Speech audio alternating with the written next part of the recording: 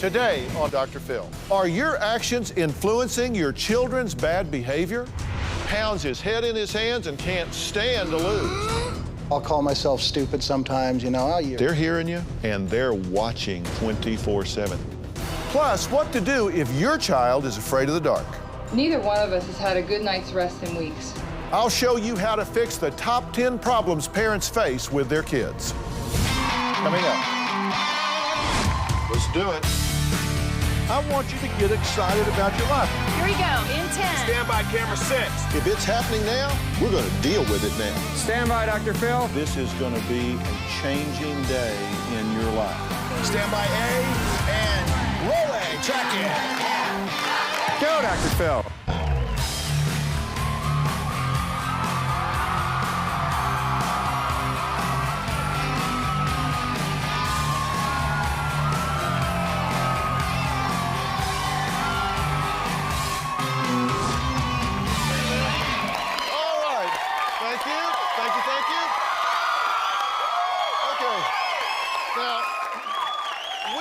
We focus an awful lot on what moms can do better in raising their kids, but today we're putting the spotlight on you dads.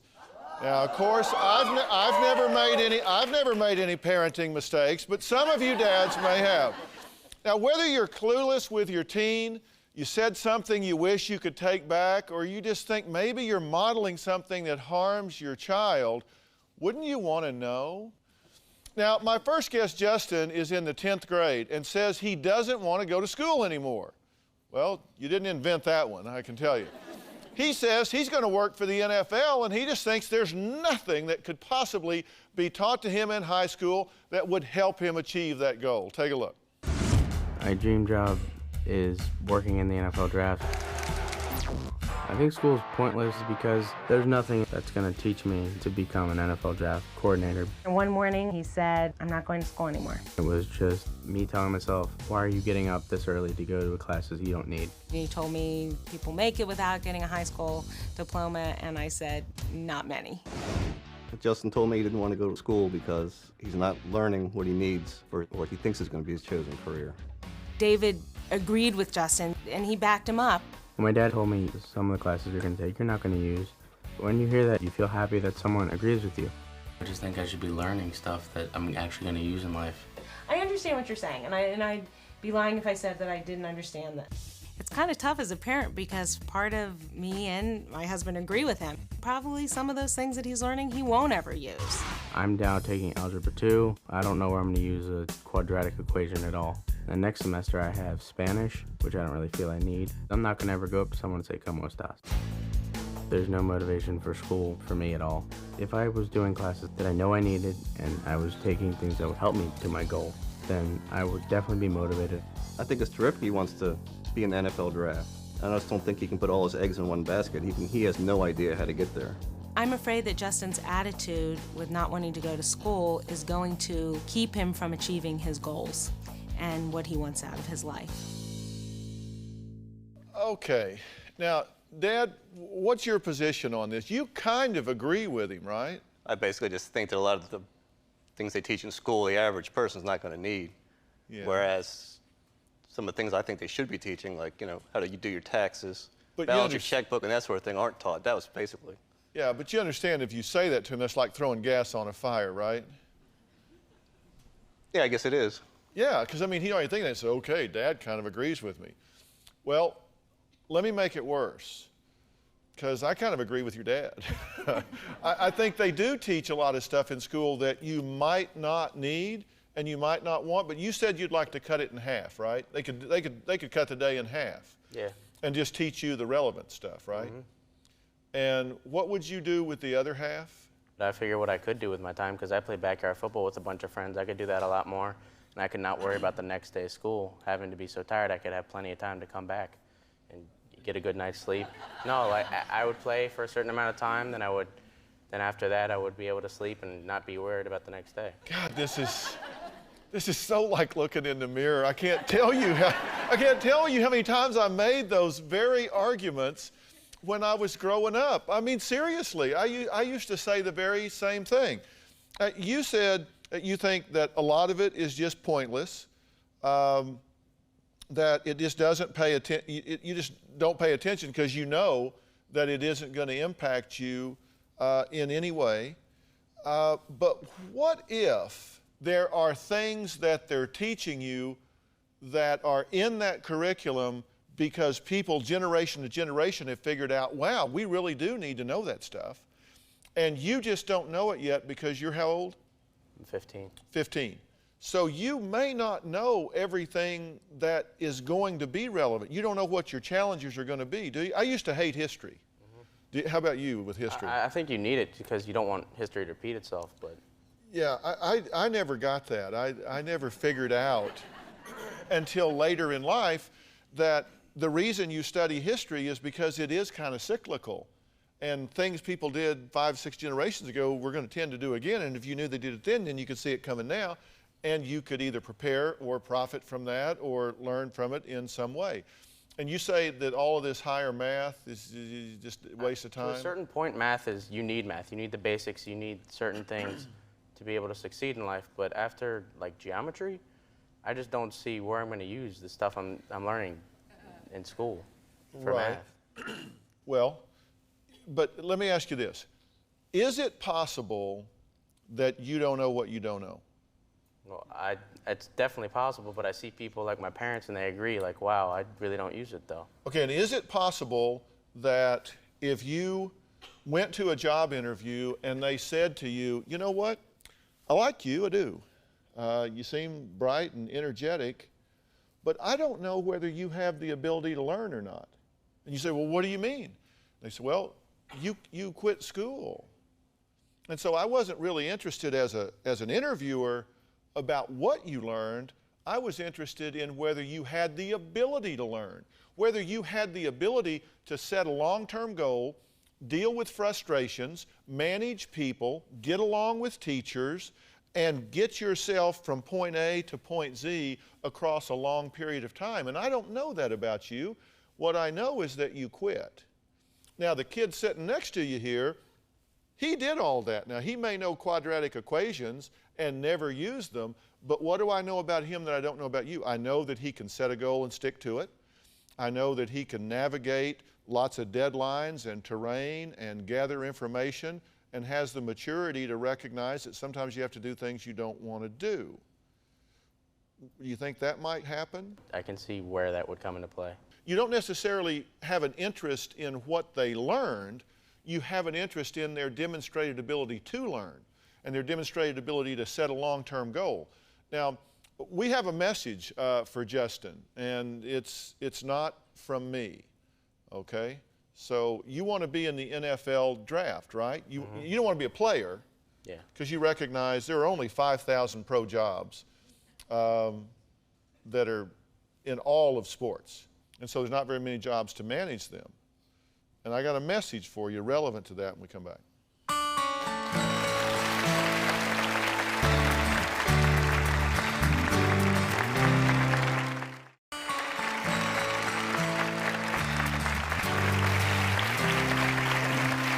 All right, Justin is 15 years old, and he thinks that he doesn't really need to finish high school in order to reach his goal. And his goal is a great one, and I think very creative. He wants to work with the NFL draft. We contacted the pro scout director for one of Justin's favorite teams, the Baltimore Ravens in particular, to find out what it really takes to work in the NFL draft. And he has a message for Justin. Justin, my name is Eric DeCosta. I'm the Director of College Scouting for the Baltimore Ravens in the National Football League. I wanted to give you some advice on how to get to be where you want to be someday. Education is critical, Justin. All of our scouts have at least a bachelor's degree, and 3 of our scouts actually have master's degrees in different fields. To be a good scout, you've got to be able to write effectively, communicate well, and explain what you see. I think high school and college are very, very important for training you to get to that particular point. Study hard, stay in school, be involved with football as much as you can, and you can one day be a scout in the National Football League. After you graduate, contact me in Baltimore, and we can talk about you eventually being a scout for the Baltimore Ravens someday. Best of luck. Okay, now, I think it's important that you hear what he said. They don't have a single person in their organization involved with the draft that doesn't have a college degree, not just a high school degree, but a college degree. In fact, he said they don't even have an intern that doesn't have a college degree. Did you know that? Yeah. Well, we also talked to the president of Sports Management Worldwide. Now, he says that if you stay in school and you keep your grades up, that he is going to make you an honorary guest at the NFL Draft Combine this February. Okay, now for you non-football fans, it's that big gathering of athletes that they showed in Jerry Maguire, okay? So what he's saying is that you will meet team owners and athletes from all over the country. I mean, they bring in all the coaches, all the top athletes, all of the scouts. They go through everything. He's willing to take you as his guest behind the scenes and let you be involved in that entire process and meet the coaches, meet the scouts, meet the athletes, and really see what that's like from the inside out. And they have thousands and thousands of people that apply for like intern positions in that situation, and they just pick a very small handful, and he's willing to bring you in there and show you what all that is, because he thinks it will cause you to recognize what you need to focus on in school and that you do need to continue that. Will you take him up on that? Definitely. Okay. All right. But seriously, you have to recognize, like what they're saying is you got to be able to write letters, carry on conversations, analyze contracts, use math, do a lot of different things, work statistics on the different players to see who has the best performance, who has the best improvement of performance, how they rank in all the different things, setting up matrix so you can see speed, strength, reaction times, all of those things, and come out with a weighted equation that tells you who's predicted to be the best player. What do you think? Sweet. I know when to shut up and move on. Coming up, a mom and dad who say their 8-year-old can't stand to lose. He pounds his head in his hands and calls himself stupid. Is he just too competitive, or is it something more serious? We're going to talk about that when we come back. These two guys are really serious.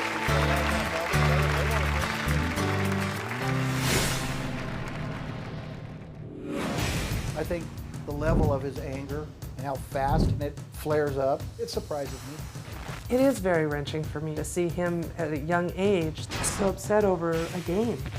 Being too competitive definitely puts a strain on the whole family.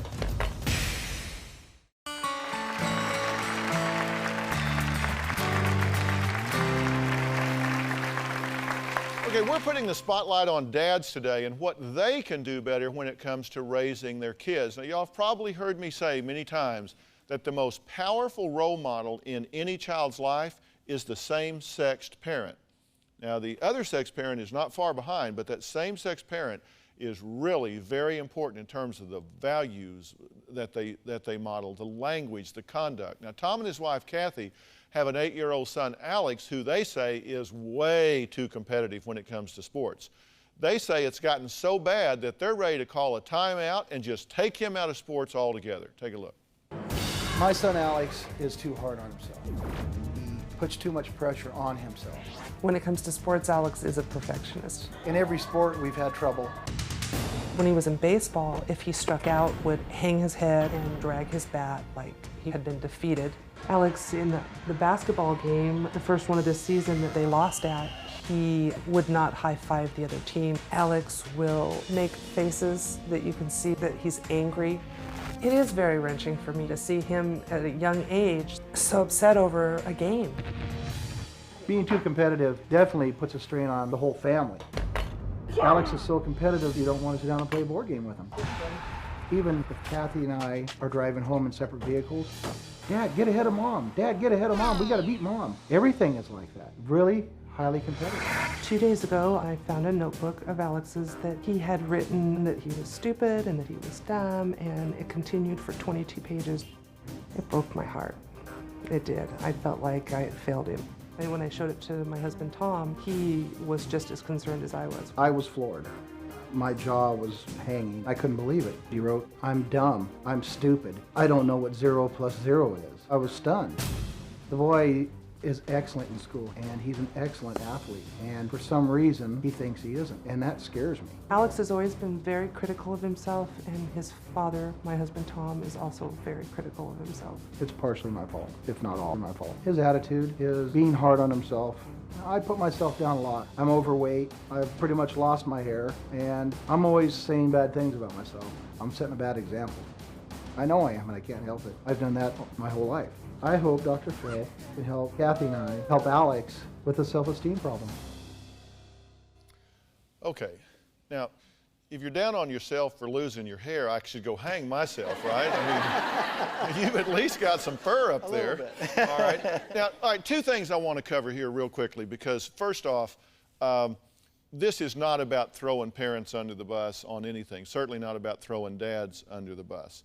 But you did hear what I said about role modeling. Yes, sir. And secondly, let's be sure that we don't just focus on the negatives here. You have an amazing young man there. He is a very loving young man. He's a very caring young man. He is a gracious winner, correct? When he wins, he doesn't strut and gloat and get on other kids in any way. He's a straight A student. You have an amazing young man here. So let's not just focus on the negatives. Let's recognize that we just have a category of behavior here that is causing him some pain and you some pain. All right. Talk to me about modeling. Myself, I do put myself down too much. You know, I'll call myself stupid sometimes, you know, oh, you're stupid for doing this or doing that. I don't mean it literally, but I think he takes it such, you know, takes it as though I mean it literally. Okay, but understand something. You know, I always hear people saying, kids just don't listen. Oh, yeah, they do. You know, they may roll their eyes and they may look away, but they're hearing you and they're watching 24/7. They don't miss a thing. No, they don't. They don't miss a thing. And if they see you getting exasperated, then because you're that role model, they start to internalize the things that they see you do. Now, you say, I don't mean it when I say I'm stupid. I don't mean it when I say, how could I be so dumb? How could I do that? I can't do anything. I'm fat, I'm lazy, I'm this, I'm that. Words are very powerful things. And kids that age don't have a great ability to separate reality and fantasy. It just kind of all blurs together for them. And kids tend to learn, they learn to live to their labels, okay? So if he labels himself, if losing makes you a loser, and those powerful words are internalized with him, if I lose, I'm a loser. If I don't come out on top, I'm stupid, I'm dumb, how could I let this happen? Things he sees and hears you do, then he's going to do that. I'm sure if we could empty his internal dialogue out on a sheet of paper and read it, it would be like a short U. So how do we go about changing him? I don't know. I mean, 43 years. I've tried for 10 now, and it's not working. You bring him to the Dr. Phil show to get a wake-up call, and then we begin to build on that. But here's the thing: we have been able to empty your son's internal dialogue out without asking for it by looking in that notebook. Yes, that was quite scary. That's what he says to himself. Those are the labels that he lives to. You know, I worry about that with families because you can have a child that, it's kind of like parents tend to label their children. They say, okay, I want you to meet my 3 children here. Now, this is my smart one, and this is my creative one, and then there's him. He's the baby or whatever. And it's like, okay, smart's been taken and creative's been taken, so what's left? I guess I'm the clown. They'll find a way to fit in and live to the labels that you put on them. Don't think that just because you don't really think you're stupid, just because you don't really think you have a 45 IQ, that saying it doesn't impair your ability to function and model it for him. We've got to change his internal dialogue. Right. You've got to sit down with him, not in crisis. The time to deal with him about being down on himself is not while he's being down on himself. It's not when he's coming off the basketball court kicking everything and upset, because now he's not rational, he's upset. Right, okay. The time to do it is to take him during a calm time and sit down with him, and it's more, and this, what I'm getting ready to say is really important. You've got to do more than tell your child what not to do. Okay, don't say that to yourself. Don't do that. Don't act that way. Okay. you've got to tell them what to do. Not just what not to do, but what to do. Oh, I understand. In other words, if you've lost the game, you need to talk about 3 things you did really well and 2 things we can work on to do better. I do try to do that. I tell them you did a great the layup was excellent, you know, and such, but maybe in the other things. Like, but here's the thing.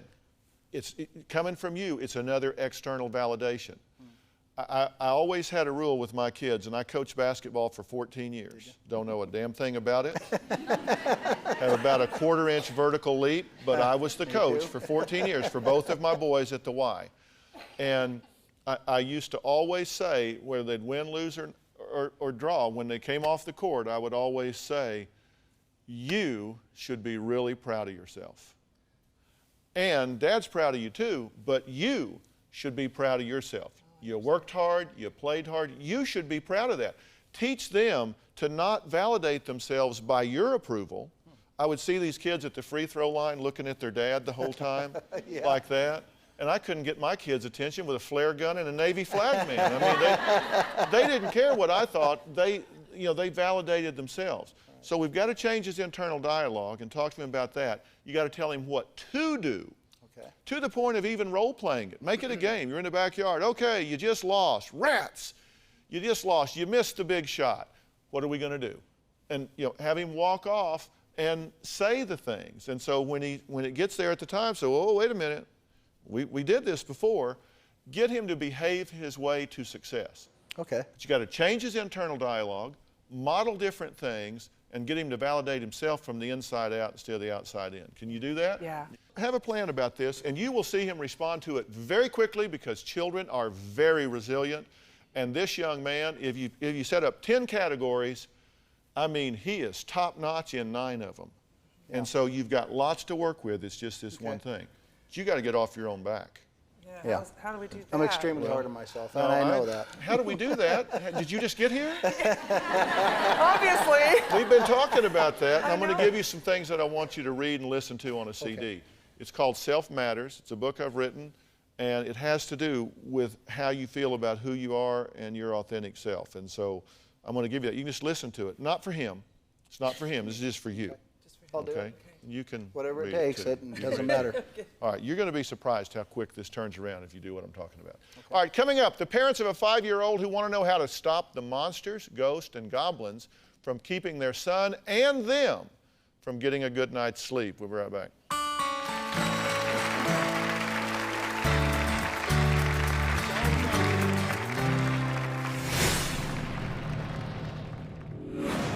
Our 5-year-old son, Zach, is afraid to sleep alone. He says he's scared of the dark and of monsters. He's told us he sees red eyes looking through the window. And we don't know what to do anymore. It's driving us nuts.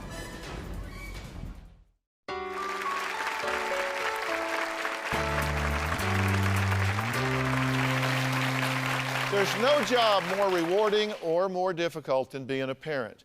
And now, parent is both a noun and a verb. You can be a parent, but then you have to parent as well, and that means you've got to be active. Now, when you think you got everything under control, a new challenge is going to pop up right around the corner. Now, Roger and Tracy have a 5-year-old son, delightful, delightful child. But they say he screams bloody murder whenever bedtime rolls around because he says he's afraid of ghosts, monsters, and believes red eyes will peek through the window. Take a look. Our 5-year-old son, Zach, is afraid to sleep alone. He wants to sleep in our bedroom and will only stay in his bed if we sleep with him. He says he's scared of the dark and of monsters. He's told us he sees red eyes looking through the window. We've stopped letting him watch certain movies like Monsters, Inc., Finding Nemo, and cartoons like Scooby-Doo. But he still screams bloody murder when we try to put him to bed in his room. There's been times when we've been so frustrated that we've yelled at him and called him Scaredy Cat. Neither one of us has had a good night's rest in weeks, and we don't know what to do anymore. It's driving us nuts. Please help us. Okay, now you guys have tried it all, right? Pretty much. You've tried putting him back in his bed, sleeping with him, telling him there's not any monsters, Right. leaving a light on. You've had a doctor tell you to just scream it out, let him scream it out, right? Right. Aren't y'all sleepy? That was a phase. Yeah. Did he grow out of it? No. And he may actually, eventually, but by that time, you're going to be so sleep deprived, you know, you're going to look like one of the zombies he's afraid of, and then you're going to really scare him. Right. All right? So we can't have that. Helping me today with this question is a good friend of mine, Dr. Dan Siegel. Now, Dr. Siegel is on our advisory board here at the Dr. Phil Show. He does extensive work in psychotherapy with children. And Dr. Siegel has his medical degree from Harvard. He did postdoctoral training at UCLA in pediatrics, child, adolescent, and adult psychiatry. He's a National Institute of Mental Health fellow. He's just got more degrees than a thermometer and has been all over this forever. Welcome to the show, Dr. Siegel. Hi. Thank Okay, now, you have written a book called Parenting from the Inside Out. Yes. Some of the messages in there were a tremendous fit with this question and another that we have in the show here. But from your point of view, what do you say needs to happen here? Well, I think it's really important to recognize that the love that you have for your son is really apparent. And that's a really important place to start. But sometimes when a child is having fears, you have to look at what can go on in his life. For example, you've thought about what scary things has he seen, and you've found that he's improved in his sleeping, right? Once you've taken those scary things away. It has, yes. Yeah, he got better for a while, right? Yeah. Right. But he's still having the fears. So what we look for is to see how actually in ourselves as parents, you can actually stay with a child when he's experiencing this uncomfortable feeling of fear. So what happens when you actually are with him and he's frightened? What happens between the two of you? We have told him, reassured him that there's no such thing as monsters. And he'll say, well, there's monsters on TV. And we'll tell him that it's not real. Yeah, and you've gotten frustrated with him. Oh, yeah, yeah. Said you're just being a scaredy cat, you're all of that. So that didn't work. You couldn't shame him out of it. So, Right. And I think, Dr. Phil, I think what we're getting at is staying with a child and not denying their feelings is very important. Is if you stay present with a child and not deny their feelings, like say there's no reason to be scared or you're a scaredy cat, do not say those things, but actually try something new, which is this. You say, I see you're scared, tell me more about it. And if he can learn over time, and this may take a few weeks, but that whatever he's feeling, he sees in your eyes it's going to be okay, soon in his own internal world, he's going to learn that he could feel anything and learn how to soothe himself. So if he does wake up in the middle of the night, he'll be able to soothe himself and put him back to sleep. okay, now, Dr. Siegel's being very specific in what he's telling you here. And I want to be sure that you're focused on that. The idea is you are going to have to stay with him some in the middle of the night for a while. But it's not just to say it's okay, it's okay, it's okay, but instead get him with whatever vocabulary and whatever child appropriate expressives that he has to tell you, here's what I'm feeling. And I do the same thing with children that are having tantrums. You know, they throw themselves in the floor, I want this, I want that. The best thing in the world a parent can do, first you can ignore it, and if it doesn't stop because it isn't working, then you've got to engage them and say, so you're really frustrated, right? You really want that. You're mad because I won't get you that. And you're just going to scream because you want me to get you that. And after a while, it's like, yeah, okay, they've got it. They understand why I'm doing this. And it's like, I guess I need to try something else because they're not ignoring me. They're acknowledging what I'm feeling.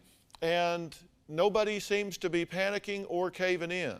So they move to a higher level of functioning. And so he's saying, get him to talk about the fear. Right, and let's say you were a parent in that example where you couldn't stand anger for reasons of your own childhood. It would be very difficult for you to follow Dr. Phil's advice. So that's where looking at yourself and saying, what does anger mean for me? Or in the case of your son, what does fear mean for each of you? And that gives you the strength and the peace of mind to actually stay there with your child instead of denying that, saying there's nothing to be afraid of. You say, tell me more about that, because there's nothing inside of you that you're also trying to escape from. All right, can y'all do that? Yeah. Yes. And Absolutely. we'll get you a copy of Parenting from the Inside Out. Okay. Because it's all about getting the child to be involved in what's going on and have an active role. All right, Great. fair enough? Sounds good. All right, next, a single dad who's trying to raise a teenage girl. Now, we're talking about makeup, boys, cell phones. He says he needs help now because it's not getting any easier. We'll be right back.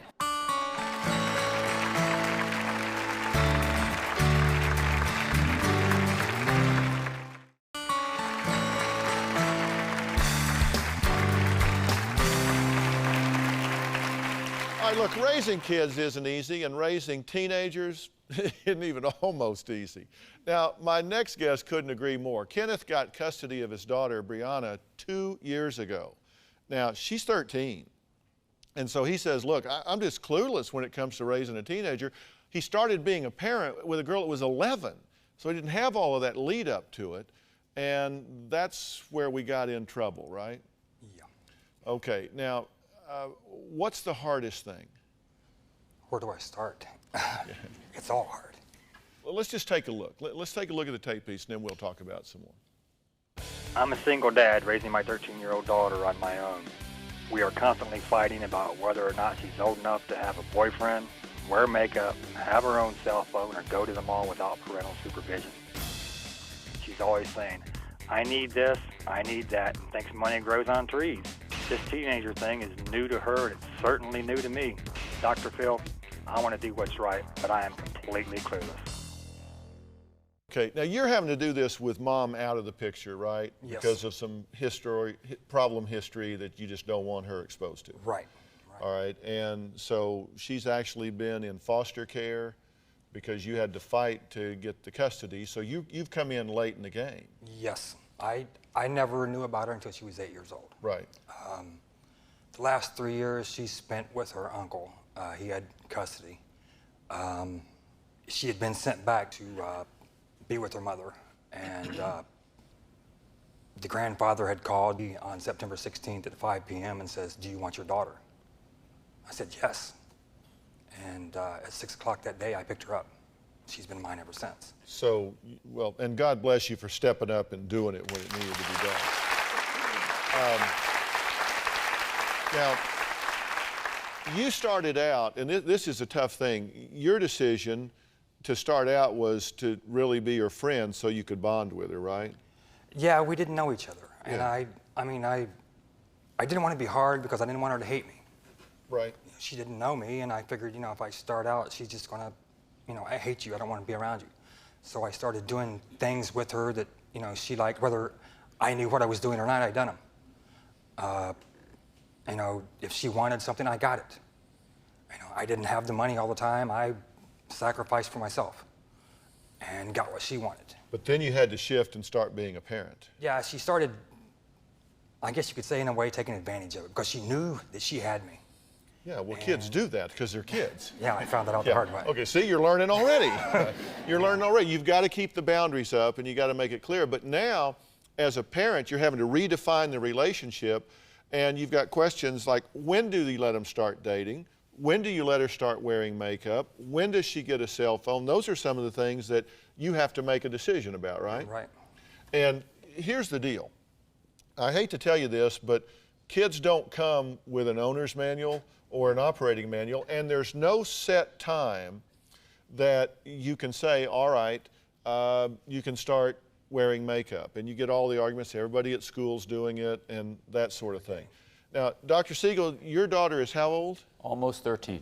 Almost 13. Yeah. So you can feel his pain. Totally. All right. So, well, let's ask you, since you're there with a daughter, how do you make the decision about when, and what do you advise about when to wear makeup, when to start dating, when to let them have the cell phone, that sort of thing? Those are all great questions, and they're really hard, and there are no absolute answers. That's what you got to know. So the first thing to say is that you got to look inside yourself and see what feels right, not just what you're pushed into doing. So let's take them one at a time. For makeup, my daughter tells me that it's time when you get to be around 13 to start using it, and I think it's all a matter of what it means. If she's just doing it to allow herself to present herself to her friends in a nice way and that feels good to you, the consensus is, I think among lots of people, that's fine. But if she's making herself up to look like she's going out for Halloween, that's a whole different thing. So yeah, you got to look at the motive behind it. If it is a fashion statement, that's one thing. If it is to attract boys, to look older, to look more mature, to become a magnet, then all of a sudden you've got to say, okay, she's obviously not ready to do that, because you're going to create that problem. You're going to create that magnetism in there, and so you've got to make that decision. Absolutely. And one thing to realize about adolescence is from around 11 or 12 all the way into the early 20s, the child's brain is changing so much that there's all sorts of things, especially at this age, they may do without that much reasoning. And so Dr. Phil's point is a really excellent one, and it comes to the dating issue. That sometimes at this age especially, they're not really ready to engage with boys in a way that they can think clearly. So with they can't predict the consequences of their actions. At all. Okay, we got a couple more questions. We'll answer those when we come back.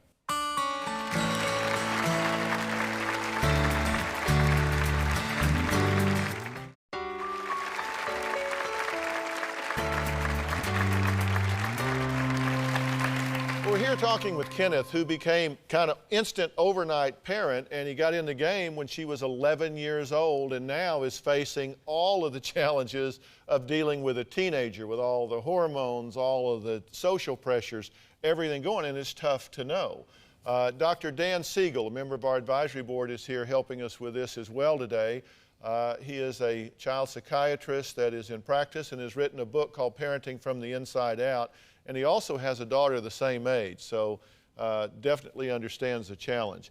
Do you think that she is wanting to do, let's talk about the first one, makeup, for the right reasons, or is she wanting to look older than she is to attract more mature guys? She wants to do it because her friends does it. Myself, I see, for instance, I had her 11th birthday party. 11-year-old girl comes in. She had makeup on like more than a lot of the women in the audience did. She had bleached blonde hair. She come in with a short mini skirt on, talking on a cell phone. And everybody at the party, the parents were like, "Who is this girl? I have no idea." And I'm like, "No, my daughter is not going to do that." That wasn't your daughter? No. Oh, okay. Yeah. Okay, but you see, that sends a wrong signal. She's much older, miniskirt, it's suggestive, it's provocative, and that's going to draw attention from guys. Subtle makeup, you know, at 13, it is a fashion statement, and some subtle makeup in terms of like, you know, lip gloss, a little bit of eye makeup or something like that is not necessarily going to be a red flag for trouble if you put her out there. And so, do you agree? Absolutely. Particularly if it isn't screaming a problem. And dating, look, I'm just going to, I'll weigh in on this and we'll get Dr. Siegel's standpoint, but at 13, she isn't even almost close, particularly given her history and background, because having bounced around some, having her mother out of the picture, you coming in late, and very possibly having an exaggerated need for male attention, I wouldn't turn her loose with a boy unsupervised within 100 yards if I wasn't around it. Now,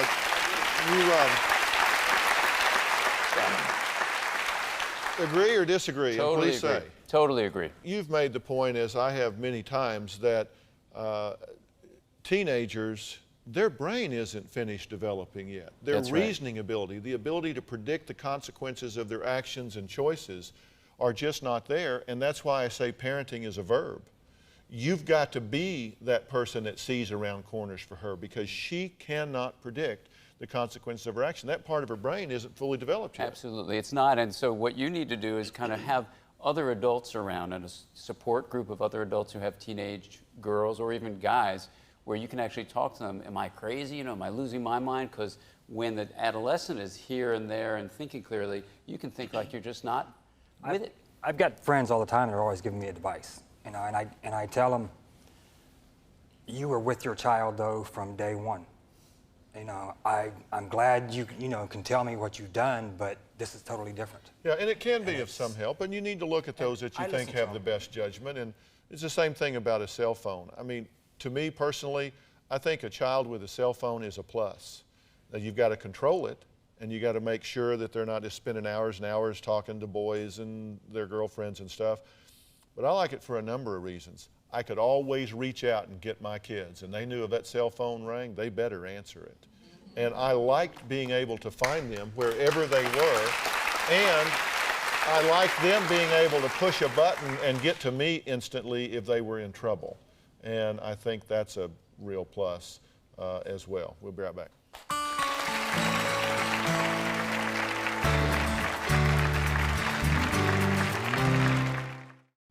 You know, parenting is a lifelong thing, and you need to realize you're not raising children, you're raising adults. The whole idea of parenting is to prepare them to lead their lives when you're not around, when you're there not to ask the questions, to provide answers. You want to give them the ability to direct themselves. And the hope is they'll internalize everything that you model, everything that you talk, preach about. So if you moms and dads have a parenting question or a dilemma, write to me at drphil.com. Dr. Siegel, thank you for being here. The book is Parenting from the Inside Out, and it is top-notch, and it really gets the child involved and gives you insight to their understanding. So I appreciate that. Thanks for being here. So long.